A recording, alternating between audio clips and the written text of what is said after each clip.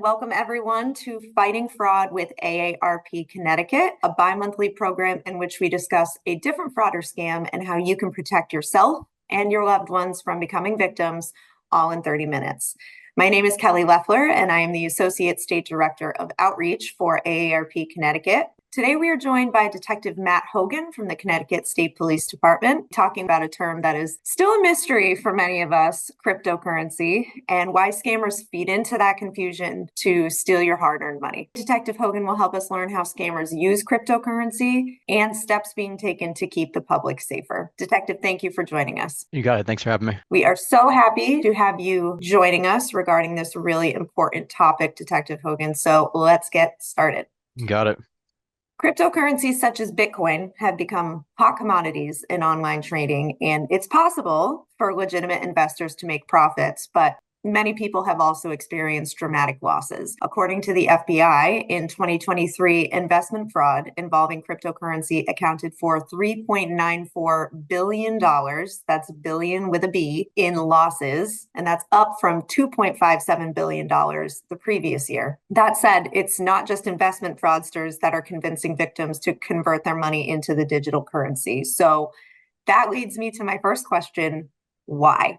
Why are scammers using this tactic? So they are allotting to use something that is a lot more transmittable, a lot quicker. It has a pseudo-anonymous nature to it, so you don't know necessarily who you're sending the money to or from. Once the money's sent, it's gone. It's not reversible. It's cheaper. So if you send a wire transfer, you're paying, spending like $35 typically, or maybe even a little more than that for other things. Like, if you send a piece of mail, obviously it's a little expensive these days.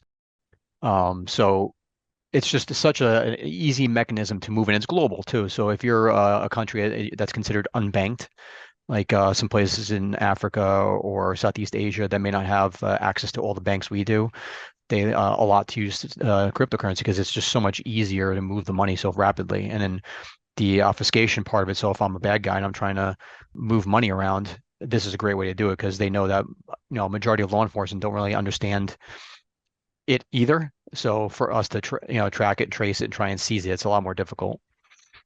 And that's interesting that you say that the majority of police don't really know that much about it either. And it's a reminder that we're all kind of learning about this at the same time as we go. Totally. So I also think when most people think about cryptocurrency, they think about investment. But I mentioned earlier that it's not just investment scams going on here. The use of the cryptocurrency is really just the process for transferring the funds to the scammer, just like, they sometimes use gift cards or money orders. So that really means scammers can use crypto for any kind of fraud that they want to conduct. Yeah. So what are you seeing are the most prevalent or dangerous scams right now using this process? Yeah, I mean, like you said, I think of it as a highway, right? So the highway is all the opportunities of scams, and the vehicle is just a new type of car. They've gotten cryptocurrency as opposed to using money orders or gift cards or wire transfers. So this is just a easier mechanism to move it now. So they're using it for, I mean, the biggest ones we're seeing are pig butchering scams. And then the pop-up window scams typically when it involves crypto. So you're sitting at your laptop or desktop and you get a pop-up window that says, hey, you have a virus, contact so-and-so. And then you call Norton or whoever it is, and they say, oh, it looks like your system's been compromised. Allow me onto your desktop via a remote viewing software like AnyDesk, and I'll check your software out to see if everything's okay. You do that.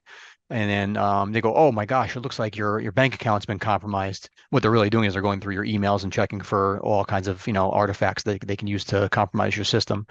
So then they'll tell you, well, you need to contact your bank, and then you might have to go potentially remove some cash from there and safeguard it by moving it to this new thing called cryptocurrency because it's so safe. So they'll have you take that money out and send it via a cryptocurrency kiosk from a local convenience store or bodega or a gas station, and then that money's gone, right? So then there's the other option, which is the pig butchering scams, but those are long-term investment / romance scams that are months in the making. So they use a lot of rapport building, a lot of social engineering to really rope the victims into wanting to invest. And because of this relationship they built with the scammer over a period of time, that they're more likely to dump everything into these scams because they see, investment opportunity. They see the funding of it going up. So you're like, oh wow, the risk versus reward here is really, it's actually better than I expected. You're looking at it and it's a lot of reward, not that much risk, and the returns are insane. So why not throw a little more money in? So they take HELOCs out on their homes, they'll empty 401ks, and these are all like six-figure losses typically when we're talking like pig butchering scams. Whereas the ATM kiosk pop-up window versions are more like I say, low $1,000 limit ones typically. Can you explain a little bit more? I don't think a lot of people might have heard the term pig butchering before. Can you explain kind of that name and what Yeah, that really alludes to? yeah, I can do a whole session on this, boy. So, it comes from the Chinese term shazupan, which is basically the butchering of the pig or pig butchering, however they phrase it. But it's an investment type scam that's based out of Southeast Asia, typically China. It's run by the CECP and some other Southeast Asian organizations, criminal enterprises. And what they basically do is you'll get like a random text message from whoever else say like, hey, Susie, how are you? And you're like, well, I'm not Susie, I'm Matt. But you go, hey, sorry for the confusion. Right, you have the wrong number. And they use that opportunity. They know now that's a live person on the phone, and they'll start conversating with you over a period of time. And they build that relationship up. They move you over to an end-to-end encrypted chat like WeChat or WhatsApp, and through that conversation and rapport building, they give you an opportunity to invest in this really great thing called cryptocurrency. And they may use like, they may say it's like gold futures investing via cryptocurrency, but either way, they're using crypto. And they already have these websites developed. So they have hundreds of them, and they're all interconnected because the same organizations build them. So the domain is owned by the same entity, and there's a million of them. You purchase crypto via a legitimate website like, Coinbase or Kraken or crypto.com, but then you move that crypto to this investment platform that's phony. And from there, once you send it to that wallet address, it's gone and you can't get it back. So over that period of 6 months that you've been investing in this thing, it looks like your returns are going up. And they go, well, I want to withdraw some of my assets. And they go, well, you can't because you didn't pay taxes on your returns. So then you pay taxes on it, and that's when you realize, hey, I've been scammed because you don't have access to your money anymore. Or they'll tell you, you haven't met the minimum threshold investment amount. So once you invest another 20,000, then you're at that point, and then you're like, oh, I've been scammed. Yeah. And I think it's important. One of the things that you mentioned is that these scams take time to Hmm. to really develop. I think, we're not focusing on romance scams in this webinar. Actually, our, Hmm. our next webinar in a couple months, we'll really be digging a little bit deeper on that. But as an example, with romance scams, we see a lot of times people will say, like, I could never fall for that. Why would you just give money to somebody you've never met? And on and on Hmm. and on. But what they don't realize is that these scammers will take their time and really get to know you and make you Hmm. feel vulnerable so that you think, no, this is a person that I trust. So Hmm. I am going to take stock in what they say. And it is a long process. So it's part of what makes, these criminals so dangerous is that Hmm. they do take the time and they are so good at what they do. Yeah. So I'm glad that you mentioned that. I just wanted to make that point. Yeah, But it's important to note too, just so that people are aware. You have to think of these as business operations. So this isn't just like one scammer you're talking to. This is a global enterprise that's run by organized criminal enterprises overseas. They have buildings. If anyone wants to Google KK Park, that's a pig butchering scam operation in Miramar, and it's dramatically large. They have human trafficking victims there. They're operating these scam sites, and we're talking like thousands, if not tens of thousands of people operating these scam centers. So don't think of it as I'm just talking to one person. You're talking to an enterprise of people here. you're giving us a lot of really great information. So it seems like unless I'm using cryptocurrency of my own accord, anybody asking me to convert money to crypto is probably a red flag. But Yeah. we know that sometimes we're so vulnerable, we're not thinking straight in these scenarios. So, Mhm. what would you say are some major red flags, and what are some ways that I can, kind of shift my thinking and protect myself from becoming a victim? Yeah, if that's definitely one of them, right? So if someone's asking you to invest in crypto and you don't know who they are, you never met them in person before, red flag, right? If you're getting text messages, SMSs, iMessages from people you've never met before, don't know the number, ignore them, obviously, right? Block those. You can report them as spam on a lot of these phones now too, so I would do that. Unsolicited emails, phone calls are huge ones. If you're don't be clicking on email links, because a lot of times that pop-up browser that comes up on the laptop or your desktop is probably because you already clicked on something, giving them access to allow that to occur. So be mindful of what you're clicking on in emails. Make sure that you're using updated virus software. Don't rely on it, obviously, because Norton was hacked. They've all had their own breaches. So you can't be, just because you have Norton doesn't mean you're safe. So just be mindful of those things. Make sure you're updating all your software on your cell phones, on the laptops, desktops regularly, to avoid those from coming. If you are questioning something, you think it is a scam, call your local PD. They may not be super helpful all the time, because a lot of them don't understand scams as well as some other people do. So just call them to get advice. But also, you can go to Fraud Watch Network's website. You can go to IRS's website. You can go to SEC's website. Every federal agency, including Secret Service, all have related risk reporting type of things, or you can go there just look for red flags that they have available to you, like resources for educational purposes. But I think those are like the big ones, because usually they have to get to you somehow. So it's either going to be a text message or email. They don't really do phone calls anymore. They'll do LinkedIn, they'll do Facebook. There's tons of Facebook ad scams. Meta has been really not that great at blocking ad advertising scams. So they're having significant issues with that. So if you're seeing things on your feed from Facebook, just ignore those. Block, and this is just me talking because I don't use Facebook for anything other than work stuff. So I would lock it down, especially photographs. If you have small children, I don't post any pictures of my kids out there because of AI. And that has nothing to do with what we're talking about now. It's just kind of a thing that I have to talk about because it bothers me. But it also gives them an opportunity to research you if you are a potential victim of a scam. If you have open Facebook or social media, they can go in there and now learn about you because you have photographs of your kids. They see what job you work out. They see where you live. They see what your house looks like. It gives them an opportunity to build that rapport because they see those things. So locking down your social media is super important, and not posting any pictures of children, please. I think that's as many as I can think of off the top of my head. Yeah, and I know you mentioned earlier too that if you get a text message for from somebody and it's the wrong number and you Mhm. start engaging with them, now they know that you'll at least talk back to them. And Right. I think that one of the things that I hear a lot when I'm out in community is people saying, I like to be the wise guy and I like to, Mhm. play with the scammer. But really, that can be opening yourself up to, they can still hook you, or they can at least mark down, okay, this person will answer the phone and will talk to Right. us. And there's a scam for everybody. So So what I actually do with those now is for a while I was talking to them because, I want to learn, obviously, and it's an educational piece for me. But what I do is now, so if you get those random text messages, like it's 25% off. So I save some of those. So if I get a random text message, I actually copy and paste it back to them.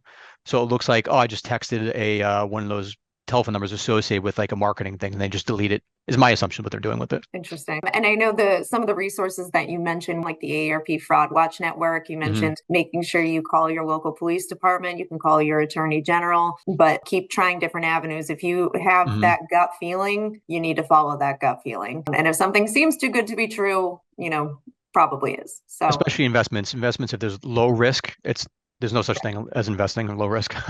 right, right. So Detective, you also mentioned earlier how common these crypto kiosks are. Hmm. And I have to be honest, I've never even seen them. It seems like they kind of just hide in plain sight, and maybe that's, Hmm. to the scammer's benefit. So anything being done to protect potential victims from these crypto scams or scams in general? Yeah, we're lucky in Connecticut as well as California and New York. We had a couple of people that actually got together and wrote legislation. I was one of them in Connecticut, that assisted in writing legislation for them here specifically. And our goal was, because we saw that there overt use towards elders, especially as a vehicle for scamming. So we wrote 2382 was the first public act, and then there's a new one that we just passed as well with updated amendments that are specific to elders now. So if you are 60 plus years old, the kiosk operators are required to stop transactions before they occur. And there's a bunch of other metrics we put in place, like dollar transaction limits per day. If you're a new customer, if you're an existing customer, there's a transaction limit per day. They have to give you receipts with specific information on them. And the biggest thing, they're now considered money transmitters in the state. So they have to file with the State Department of Banking to say, hey, I'm a transmitter of money, just like if you want to get money orders, right? It's the same thing as a money transmission business. So kiosks are now the same. So they have the same requirements as those other systems would. Their Bank Secrecy Act, things they have to follow, rules and regulations from the Department of Treasury. So I think we did a really good job with the amendments, and kudos to the Department of Banking and also industry, because we partnered with a lot of the kiosk operators and wrote this legislation with them. So they were an important part of writing it and getting the right things in place. They actually want to help, but they are in locations. So if anyone wants to go to coinatmradar.com, it's just a website, and it tracks the locations of these machines and how many there are in Connecticut. And once we passed the legislation, it dropped off by like 200. So now we're like at 300 and change, where it's floated around that, but they usually put them in gas stations. If you see the regular ATM logo, you're probably going to see a kiosk there as well. Can you explain what the kiosk is? Yep, we call them ATMs. It's not really an ATM, right? It's similar to an ATM, but the difference being it doesn't connect to your institution. It just allows you to purchase cryptocurrency and then send it to someone or yourself. So just think of it as an ATM machine to buy cryptocurrency. Yeah, so it's really easy for a scammer to say like, oh, yeah, I know you might not be familiar with crypto. Mm-hmm. There's a kiosk, at your local grocery store, your local bodega. Here's how you use it. They can see exactly where they are. It's also important to note that what the detective is talking about here is local to Connecticut. But if you're Mm-hmm. not local in Connecticut, I would encourage you to look into it and see what your state is doing on the matter. Maybe talk to a local police department, see if they help you figure it out, just so you're more well informed on what's going on at the local level too. Right. Yeah, no, California's passed one. I believe New York has the BIT license, which is very, very difficult to get in the first place. And then Wisconsin is another state that has one as well, I think now. Before we move on, are there any thoughts that you want to convey to the audience? Yeah, so the kiosks, especially because they are a popular thing to use by scammers. If the way it's going to work is you're going to get it's part of it, these pop-up windows. So you're going to wind up getting instructions from the scammer. They're going to send you a text message, likely with a QR code, and that QR code is what you're going to be scanning at the kiosk in order to transmit the money to another location. So if you're getting sent QR codes to send money, obviously that's another red flag. The IRS doesn't do that. IRS doesn't contact you via telephone, contact you via anything. They'll send you a letter in the mail and that's it. They don't come to your house unless you're under arrest for something. So don't expect them to come to the house for anything at all. They don't send agents out unless you're violating federal law, and they won't call you and go, hey, you owe back taxes. Like, they won't say purchase cryptocurrency. We don't do that as law enforcement. So if you have someone that got arrested for a DUI and we want you to pay bail in crypto, that doesn't exist. Don't do it. So those are just some of the other things that kind of we see reoccurring, like the grandparent scam of old, where they would tell you to take cash out of an ATM machine, wrap it in like newspaper, put it in a box, mail it to this address that's going to go to a lawyer for whatever. Those things, now they're using crypto instead of doing that. So yeah, and it's interesting that you just mentioned the grandparent scam too, because it seems like a lot of what we're seeing in the fraud space these days, they're the same scams that have been going on for decades. They're just packaged with a bow on top in a new format. Maybe Right. they're using AI to enhance it so that it takes away any spelling errors in an email, or Right. they're using a different mechanism to get the money from the victim. But a lot of these, they're not going away. They're just becoming more sophisticated. Yeah, and they don't think that they're not doing the old scam still. Check fraud is still prevalent. They're still stealing mail out of your mailboxes. They're still stealing mail out of the blue boxes, and they're using AI, like you're saying, to enhance the checks. They're using AI to enhance emails, because we used to have the Nigerian prince things where they would be misspelled. You'd be like, oh, that's obvious. Now they're using AI to fix that. And the same thing with the check fraud. Check fraud's even worse now because of Adobe being able to enhance checks really, really pretty easily. You can go to Staples and buy a box of 500 checks for like $74. And you did mention getting IRS phone calls about back taxes. So don't answer those phone calls.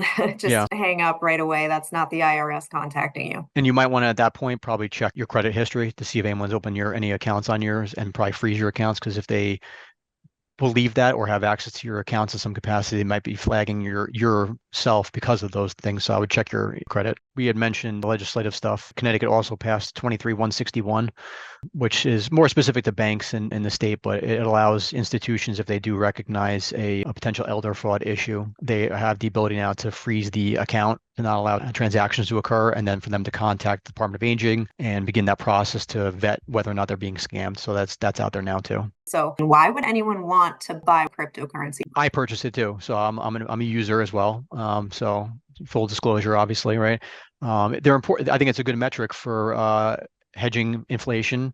It is it's something where big banks can't really touch it, right? So we obviously watch market fluctuations and banks not doing due diligence on our own monies, right? So if I have investments, they may, do some crazy things. So it's a really good investment tool if you know what you're doing and research it yourself, not allowing some third party to tell you how to do it, unless it's like, BlackRock, who has, Bitcoin ETFs now and Ethereum ETFs. So there's a legitimate purpose to them. I don't, there's only less than 1% of cryptocurrencies are fraud on open blockchain. So, there's other stuff that goes on behind the scenes that is fraudulent, obviously, but a large portion of crypto isn't fraudulent. So just mind that. What would you do with it? You can, some place could purchase things. So I know that there's a company called Proply, I believe, Proply, and they sell real estate in Florida, and they do it via Ethereum. So it's a smart contract based cryptocurrency. Then you could purchase a home via Ethereum, and it's on a blockchain. It's immutable. No one can take the contract away from you, and it's yours to have forever for that home until you sell it again. So I think that why would anyone want to buy a cryptocurrency? That's a really important first step in understanding it, because if Mhm. you're completely blind to, oh, cryptocurrency, I don't mess with that, I don't know what that is, I'm just not even going to bother with it, Mhm. you're kind of putting yourself in a vulnerable state by not having that information, because at some point somebody comes up to you and ensures you that it's legitimate, they seem very convincing, then you might just be like, okay, this is a normal thing. Other people use cryptocurrency, so I'm going to use cryptocurrency. But, Mhm. the more you keep yourself informed on the subject, the more you're going to be able to see some of those red flags and make those informed decisions. If you believe your account was hacked, first thing I would look for is changes in any kind of email addresses or account changes in general to your bank account. So if they added emails or telephone numbers, look for that. Look for withdrawals that you don't expect, or any kind of credits or debits to your account that you weren't expecting. A lot of times they'll move money from your checking to your savings to make it look like you were hacked and that your money was taken, but in reality they just moved it to your savings account. So look for those things. I would probably call your institution from a landline if you have a landline, or go to the bank itself, to the brick and mortar, and talk to them in person. Because a lot of times, if there may be an issue with your phone, sometimes there's things called SIM swaps that occur. So they swap the SIM device on your cell phone, and you're communicating with your bank. They may be seeing what you're typing on your smartphone and or hearing what you're saying. So I would probably go to your bank directly and talk to them in person for that. And if you notice emails, I set up things on mine. So if I take cash on my ATM, I get a text message. If I log into my account, I get text messages. So set your alerts up so you know that what's going on with your account. Two-factor authentication, not so much text messages, because those can be, if you have a SIM swap occur, they can see those. So I would use an authenticator app like Google Authenticator, so that it's more of a secure method to make sure that your device isn't being hacked. Easy to understand information for future investing. Right now, the only two that are out there, if you want to do legitimate investing, are Bitcoin and Ethereum. And you can do those through any of the major providers now. Like I said, BlackRock is doing Bitcoin, and so is Fidelity and a couple others. But if you want to purchase cryptocurrencies as a whole, there's a million of them. You can go to Coinbase and Kraken, are two legitimate exchanges that are out there, and they provide a wealth of documentation and educational resources. They have YouTube channels, they have podcasts.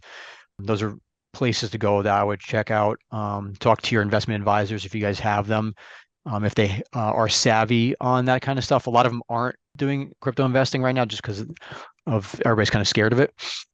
So you may have to do the investing yourself if you're ready for it. There's tons of really good books out there. I read a lot of books. Vitalik Buterin is the guy who created Ethereum, and his book is really good. It's all about Ethereum and smart contracts. It's really good. Those are good places to go. Yeah, I want to be respectful of time. So I want to thank Detective Hogan for joining us and talking more about this really important issue. Want everyone to remember that it is information, awareness, and education that are our best defense to avoid scams. You can sign up for AARP's biweekly watchdog alerts at aarp.org AARP.org/Fraud Watch Network. If you suspect that you or someone you know might be a victim of a scam, call your local police department or contact the AARP Fraud Watch Helpline at 877-908-3360. Again, that's 877-908-3360. Tune in for our next program on Friday, August 30th, when we will be joined by Postal Inspector Jeremy Tendler, who will speak with us about the growing danger of romance scams.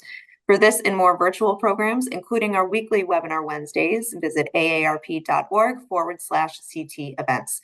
Thank you again to Detective Hogan for joining us today, and to all of you as well. Until next time, stay safe.